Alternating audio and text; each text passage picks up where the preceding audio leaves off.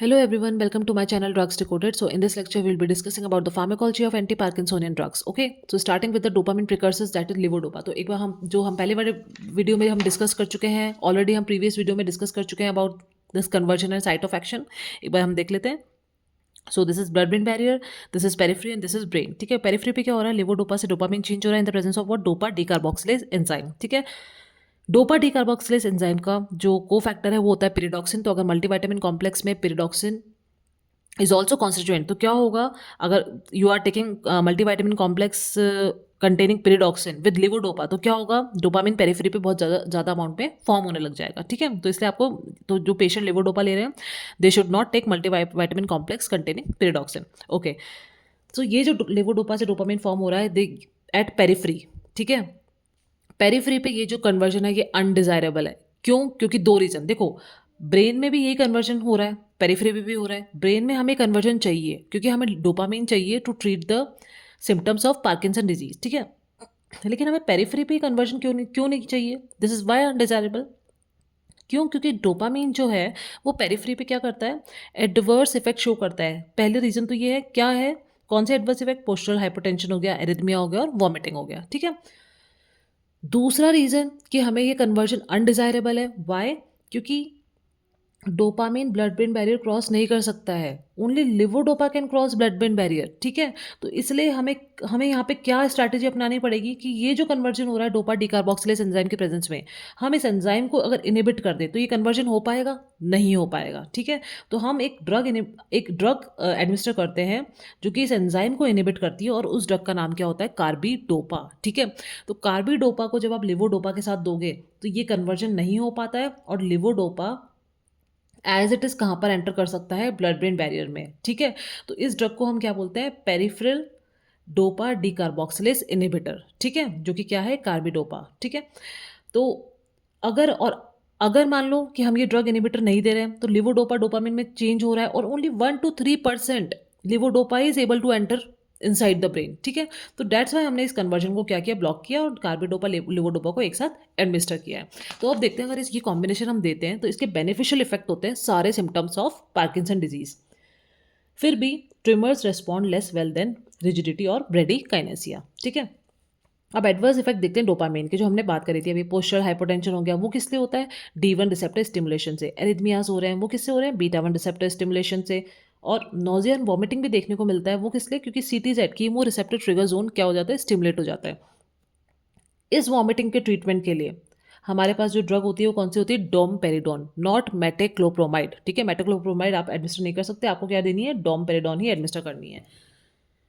उसके बाद बात करते हैं कि अगर लिवोडोपा को आप लॉन्ग टर्म यूज़ करते हो तो क्या देखने को मिलता है, आपको वियरिंग ऑफ, ठीक है, ऑन ऑफ फिनोमिनन, ये सब देखने को मिलता है. तो ऑन ऑफ फिनोमिनन क्या होता है, ऑन का मतलब होता है कि जब आप ये ड्रग दे रहे हो पेशेंट को लॉन्ग टर्म यूज़ के लिए, तो ऑन मतलब है कि no symptoms of parkinsonism are seen. ठीक है, फिर भी एबनॉर्मल मूवमेंट्स तो प्रेजेंट रहेंगे ही रहेंगे.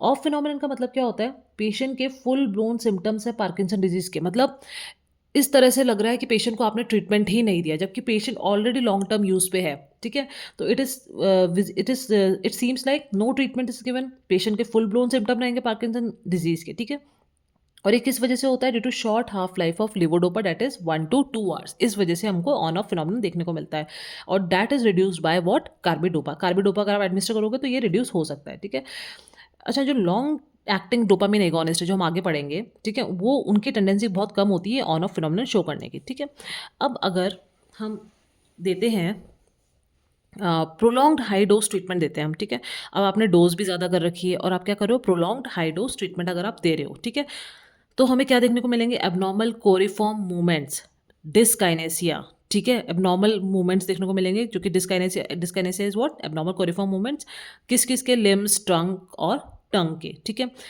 अब ये तो हमने कार्बिडोपा दे के सही कर दिया था, लेकिन इसको हम कार्बिडोपा दे के रिड्यूस नहीं कर सकते हैं. तो इनके लिए हमारे पास कौन सी ड्रग होती है, एमेंटिडिन और लेवेट्रासिटाम. ठीक है, एल्डरली पेशेंट की बात करते हैं. तो अगर एल्डरली पेशेंट में आप ये ड्रग दे रहे हो तो क्या क्या देखने को मिलेगा, हेलुसिनेशंस, क्या एडवर्स इफेक्ट होंगे, hallucination, vivid dreams, sleep disturbances और साइकोसिस.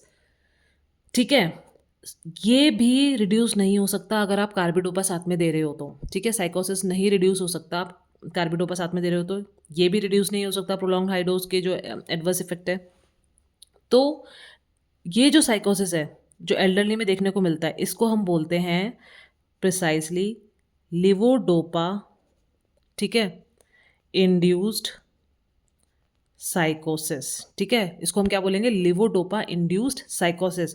और इस कंडीशन का ट्रीटमेंट क्या होता है, क्लोजापिन और क्विशियापिन। ठीक है, ये दो ड्रग्स है लिवोडोपा इंड्यूस साइकोसिस के ट्रीटमेंट के लिए।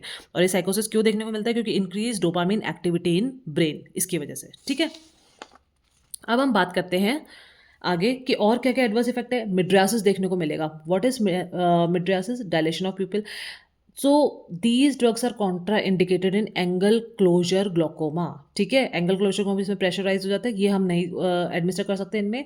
और ये मिड्रियासिस क्यों देखने को मिलता है, due to alpha 1 receptor stimulation की वजह से। ठीक है, वाइटामिन कॉम्प्लेक्स इसके बारे में मैंने ऑलरेडी आपको बता दिया है कि vitamin complex is containing pyridoxine, they will decrease effectiveness of levodopa. ठीक है, क्यों, क्योंकि increase formation, there will be what, increase formation of dopamine in the periphery. यहाँ पर क्या होने लग जाएगा, इंक्रीज फॉर्मेशन होगा डोपामीन का, अगर क्योंकि यहाँ पे पेरिडॉक्सिन क्या है, इसका को फैक्टर है। तो there will be increase formation of dopamine in the periphery. Pyridoxine is a cofactor of dopa डिकार्बोक्सिलेज। इस वजह से अगर आप लिवोडोपा का एब्रप्ट विड्रॉल करते हैं तो आपको क्या देखने को मिलेगा, न्यूरोलेप्ट मैलिग्नेंट सिंड्रोम। ठीक है, मीन्स इसमें मेंटल स्टेटस ऑल्टर हो जाएगा, ऑटोनॉमिक डिसफंक्शंस होंगे। ठीक है, मसल रिजिडिटी डेवलप हो जाती है। ठीक है, तो abrupt withdrawal of levodopa will precipitate what, neuroleptic malignant syndrome. ये बहुत ज़रूरी है याद रखना। ठीक है, आप इस ड्रग को एक्टिव पेप्टिक अल्सर डिजीज, ठीक है, उसमें नहीं एडमिनिस्टर कर सकते। अगर मान लो कोई पेशेंट है पार्किंसन डिजीज का, उसमें आप लिवोडोपा दे दिया, ठीक है, उसके पेप्टिक अल्सर भी है, तो आप उस पेशेंट में क्या हो जाएगा, there will be increase risk of bleeding. ठीक है, तो इस कंडीशन में नहीं देना है आपको। दूसरा, आपको मेलिग्नेंट मिलेनोमा, दिस इज टी, आपको मेलिग्नेंट मिलेनोमा में भी ये ड्रग एडमिनिस्टर नहीं करनी है। क्यों, क्योंकि levodopa is a precursor of what, melanin. ठीक है, अब आते हैं हम दूसरी ड्रग पे, drugs inhibiting metabolism of what, dopamine. ठीक है, तो कौन कौन सी ड्रग्स हैं जो कि मेटाबॉलिज्म ऑफ डोपामीन को क्या कर रही है, इनहिबिट कर रही है। एक तो होती है कॉम्ट इनहिबिटर्स और एक होती है माओ इनहिबिटर्स। ठीक है, देखो होता क्या है, वो वापस से देख लेते हैं हम कि मैंने अभी यहाँ पे डोपा डिकार्बोक्सिलेज को इनहिबिट करा दिया। ठीक है, तो क्या होता क्या है कि ये जो कन्वर्जन हो रहा है, ठीक है, टायरोसिन से लिवोडोपा, लिवोडोपा से डोपामीन। ठीक है, तो ये जो लिवोडोपा से डोपामीन हो रहा था, मैंने अगर इसको ब्लॉक करा दिया तो ये जो डायरेक्शन है, ठीक है, ये अपनी गाड़ी को कहाँ पर मोड़ लेगा, कॉम्ट एंजाइम की तरफ, जो कैटेकॉल ओ मिथाइल ट्रांसफरेज एंजाइम है, इस तरफ मुड़ जाएगा। और इस तरफ मुड़ के किस में चेंज हो जाएगा, 3 ऑर्थो मिथाइल डोपा में। ठीक है, ये है लेवोडोपा, ये है 3 ऑर्थो मिथाइल डोपा। तो ये मैंने ब्लॉक करवा दिया, अगर ये मैंने यहाँ पे ब्लॉक करा दिया तो ये अपनी गाड़ी को यहाँ पर मोड़ लेगा। ठीक है, ये समझो कि ये डाइवर्ट हो जाएगा रिएक्शन इस तरफ, और इस तरफ क्या फॉर्म होगा, 3 ऑर्थो मिथाइल डोपा। तो ये 3 OMD compete करता है लिवोडोपा के साथ to cross what, blood brain barrier. ठीक है, तो अब मुझे क्या कराना पड़ेगा, कॉम्ट को ब्लॉक कराना पड़ेगा। दूसरा, अब लिवोडोपा मान लो क्रॉस भी कर गया है यहाँ पे, ठीक है, तो ब्रेन में भी क्या होता है, जो डोपामिन रिलीज हो रहा है, तो this Comte will act on what, dopamine also in brain. यहाँ तो किस पे एक्ट कर रहा है, लिवोडोपा पे, यहाँ ब्रेन में किस पे एक्ट करेगा, ये डोपामिन पे।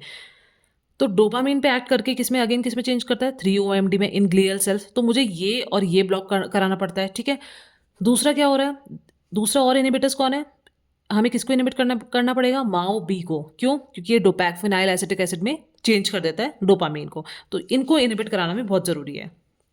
तो कॉम्ट इनहिबिटर कौन से हैं, एंटाकेपॉन, टॉलकेपॉन, ओपिकेपॉन। ओपिकेपॉन के बारे में आपको बताया था कि like it is new drug recently approve. ठीक है, तो टॉलकेपॉन क्या होती है, मोर पोटेंट होती है एंड लॉन्गर एक्टिंग है। ठीक है, दूसरा, इसको हम प्रेफर नहीं कर सकते क्योंकि ये हेपेटोटॉक्सिक होती है। You can remember it as tolcapone T O, it is toxic T O. ठीक है, this is the mnemonic for this. Opicapone क्या है, न्यू ड्रग है that is recently approved for the treatment of episodes in Parkinson disease. ठीक है, उसके बाद हम आते हैं माओ इनहिबिटर। माओ इनहिबिटर में ड्रग्स थी सेलेजिलिन और रेसाजिलिन। ठीक है, rasagiline is a more potent drug. ठीक है, it basically reduces, these drugs reduces the disease progression.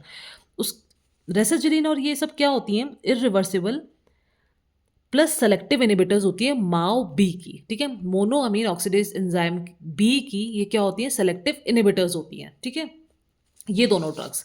तो अगर मैं बात करूँ कि नॉर्मल डोज़ पे ये ड्रग क्या करती है, इनहिबिट केवल MAO-B को इनहिबिट करेगी, एंजाइम को इनहिबिट, ठीक है? अगर मैंने इन ड्रग्स की डोज़ बढ़ा दी, ठीक है? तो ये किसको इनहिबिट करेगी? MAO-B के साथ-साथ ये MAO-A को भी इनहिबिट करेगी। अब देखो होता क्या है, इसको हम एक बार बात को समझते हैं कि मोनोअमीन ऑक्सीडेज़ ये क्या करता है, किसको इनहिबिट करता है ये? ये ब्रेक डाउन करता है एक तो सेरोटोनिन का, ठीक है? एक डोपामाइन का और एक नॉरएड्रेनालिन का। ये monoamine oxidase breaks down serotonin, dopamine and noradrenaline, ठीक है? अब आप क्या दे रहे हो? माओ इनहिबिटर्स दे रहे हो, ठीक है? तो आपने माओ इनहिबिटर्स अगर आपने दे दिया चीज़ के साथ और या फिर टायरामिन कंटेनिंग फूड्स के साथ, तो क्या होगा? टायरामिन का डीएमिनेशन नहीं हो पाता है, ठीक है? इसका डीएमिनेशन नहीं हो पाएगा तो ये सीधा कहाँ पर एंटर कर देता है? ब्लड वेसल के अंदर एंटर कर जाता है और ब्लड वेसल में क्या रिलीज करवाता है? नॉर एड्रेनलिन, जो कि क्या करता है? हाइपरटेंसिव क्राइसिस, और दैट इज कॉल्ड एज चीज रिएक्शन, ठीक है? दूसरा ये क्या कर सकता है? माओ इनहिबिटर्स को अगर आप दे रहे हो ट्राइसाइक्लिक एंटी डिप्रेसेंट्स के साथ, तो ये क्या करेगा? It can increase the level of serotonin and can cause serotonin syndrome. तो ये दो चीज़ें बहुत इंपॉर्टेंट है, बहुत ध्यान रखने की। इसके एमसीक्यू भी आते हैं, इसको लॉन्ग क्वेश्चन, शॉर्ट क्वेश्चन आपको थ्योरी में भी, इसके लिए थ्योरी के लिए भी ये बहुत ज़्यादा इंपॉर्टेंट है, ठीक है? अब आगे चलते हैं। सेफिनामाइड। सेफिनामाइड क्या है? New MAO B inhibitor. देखिए जो जो I am telling you about new drugs, ठीक है, दीज आर रिसेंटली अप्रूव्ड, तो इनको आपको समझना, इनको नोट करना बहुत ज़रूरी है। Safinamide is a new MAO B inhibitor used with levodopa और कार्बिडोपा फॉर ऑफ एपिसोड्स, ठीक है? ऑन एपिसोड्स में तो आपको यूज़ करने की ज़रूरत नहीं है, आपको किस में यूज़ करना है हर ड्रग को? Of episodes. अब आते हैं हम डोपामिन एगोनिस्ट। डोपामिन एगोनिस्ट क्या करते हैं? डायरेक्टली एक्टिवेट करते हैं D2 रिसेप्टर्स को। These can be use as monotherapy in Parkinson disease, मतलब आप इनको अकेले यूज़ कर लो, आपको कंबाइन करने की इनको ज़रूरत नहीं है। तो डोपामिन एगोनिस्ट हमने देखा था यहाँ पर, कहाँ पर ऐड करेंगे? डायरेक्टली रिसेप्टर्स पे। भाई न्यूरॉन डीजनरेट हो गए तो डोपामिन तो है ही नहीं, तो हम डोपामिन को मिमिक करते हुए ड्रग लेते हैं, जो कि क्या होती है? Dopamine agonist. जो कौन कौन सी है? प्रोमेपिक्सोल, रोपेनेरॉल, ब्रोमोक्रिप्टेन, पैराग्लाइड और रोटिकेटोन। अब हम देखते हैं ये ड्रग्स क्या होती है, दो कैटेगरी में है। एक तो अर्गोट डिराइव्ड है और एक न्यूअर नॉन अर्गोट डेरिवेटिव्स है। अर्गोट डिराइव्ड में कौन कौन सी है? ब्रोमोक्रिप्टेन और पैराग्लाइड। ये ड्रग्स क्या होती है? शॉर्ट एक्टिंग होती है। They can cause digital vasospasm that is gangrene, ठीक है? And also can cause erythromelalgia. और एडवर्स इफेक्ट क्या क्या है? प्लूरल, पेरिटोनियल और कार्डियक फिब्रोसिस, ठीक है? और पैराग्लाइड का एडवर्स इफेक्ट है कार्डियक वेल्वुलर डिफेक्ट्स, ठीक है? तो ये ड्रग्स क्या हैं? इनके काफ़ी एडवर्स इफेक्ट हमें देखने को मिलते हैं। किसके? एर्गोट डिराइव्ड के, ठीक है? अब हमारे पास क्या है? न्यूअर नॉन एर्गोट डेरिवेटिव्स हैं, ठीक है? ये तो हम, इनके तो बहुत सारे एडवर्स इफेक्ट थे, तो हमारे पास क्या है अब न्यूअर नॉन एर्गोट। उसमें कौन सी है? रोपेनेरॉल, जो कि किस लिए अप्रूव हुई है रिसेंटली? रेस्टलेस लेग सिंड्रोम के लिए ऑल्सो, ठीक है? तो ये किससे मेटाबोलाइज होती है? लिवर से। प्रेमिपेक्सोल किससे एक्सक्रीट होती है? किडनी से। इसके एडवर्स इफेक्ट क्या है? बहुत रेयर है लेकिन फिर भी देखने को मिलता है। क्या है? एक्सेसिव डे टाइम स्लीपीनेस, ठीक है? फिर आती है रोटिकेटॉन, रोटिकोटिन, जो कि क्या है? ट्रांसडर्मल पैच के थ्रू आप इसको यूज़ कर सकते हैं, लेकिन due to formation of crystals on the patch, ठीक है, दिस इज डिस्कार्डेड नाउ। फिर है एपोमॉर्फिन, जो कि आप कैसे यूज़ कर सकते हैं? Subcutaneously, but it causes troublesome nausea, ठीक है? Now, most important thing to note is that newer non-ergot derivatives are first choice drugs for Parkinson disease as compared to levodopa. ठीक है, यही है जो क्या है? फर्स्ट चॉइस ड्रग है nowadays for Parkinson disease for the treatment. ठीक है, आगे चलते हैं। अब हमारे पास क्या है? Drugs that increase dopamine level at synapse, ठीक है? अब ये ड्रग में नाम क्या आता है? अमेंटिडिन। अमेंटिडिन क्या है? वैसे तो एंटीवायरल ड्रग है, but it is also useful in parkinsonism, ठीक है? ये क्या करती है? देखो इसका मैकेनिज्म क्या है कि ये प्रीसिनेप्टिक रिलीज को इंक्रीज कराती है, ठीक है? इसका एंटीकोलिनर्जिक इफेक्ट भी है, और ये क्या करती है? एंटी ग्लूटामिनर्जिक एक्शन भी शो करती है, डेट इज NMDA ब्लॉकिंग, ठीक है? एडवर्स इफेक्ट्स क्या क्या है? नोजिया, इंसोमनिया, एंकल एडिमा और लिविडो रेटिकुलरिस। देखो ये लिविडो रेटिकुलरिस आपको ध्यान रखना जरूरी है। इसमें होता क्या है? जैसे सपोज दिस इज लेग, ठीक है? तो इसमें लाइक ऐसे reticular type red like blood vessels ऐसे फॉर्म हो जाती हैं, ठीक है? पूरे लेग पे it look like red colour, ठीक है? डार्क रेड कलर लेग, ठीक है? Livedo reticularis. उसके बाद हम बात करते हैं, it is indicated for treatment of dyskinesia associated with chronic levodopa therapy, ठीक है? उसके लिए हम किसको यूज़ करेंगे? Amantadine. This is very important for MCQ also and for everything is important for both things, ठीक है? So now we have drugs inhibiting brain cholinergic transmission. अब ब्रेन कोलिनर्जिक ट्रांसमिशन के लिए हमें क्यों चाहिए ड्रग? सबसे पहले बात देखने की क्या है drugs that act by blocking D2 receptor in the brain like antipsychotic metoclopramide, ठीक है। मेटोक्लोप्रोमाइड भी क्या करती है, मैंने क्या बताया था कि उसमें आपने वॉमिटिंग में कौन सी ड्रग देनी है, डोमपेरिडोन। मेटोक्लोप्रोमाइड क्यों नहीं देनी है, क्योंकि ये D2 रिसेप्टर ब्लॉकर है and it can cause parkinsonism. तो इसको हम बोलेंगे ड्रग इंड्यूस्ड पार्किंसोनिज्म। तो अभी कभी भी क्वेश्चन आता है कि ड्रग इंड्यूस्ड पार्किंसोनिज्म का ट्रीटमेंट क्या है, तो वो ये ड्रग्स हैं। गॉट इट, ठीक है। तो उसमें क्या है अपने पास, सेंट्रल एंटीकोलिनर्जिक्स जो कि क्या है, ट्राइहेक्सिफेनेडिल, प्रोसाइक्लिडिन, बेंस्ट्रोपिन और फेनाडिन और बाइपेरिडिन, ठीक है। These are drug of choice for drug induce parkinsonism. जब भी ये क्वेश्चन आता है तो आपको हमेशा सेंट्रल एंटीकोलिनर्जिक्स का याद रखना है, ठीक है, नाम याद रखना है इनका, ठीक है।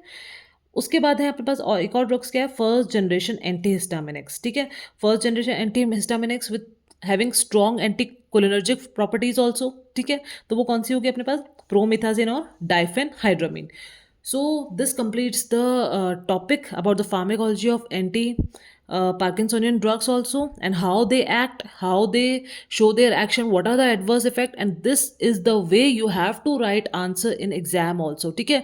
This is the way you study for pre-PG MCQ also, okay। So this topic, this lecture covers all things like pre-PG MCQ or like how to write answers in exam, okay। Thank you for watching.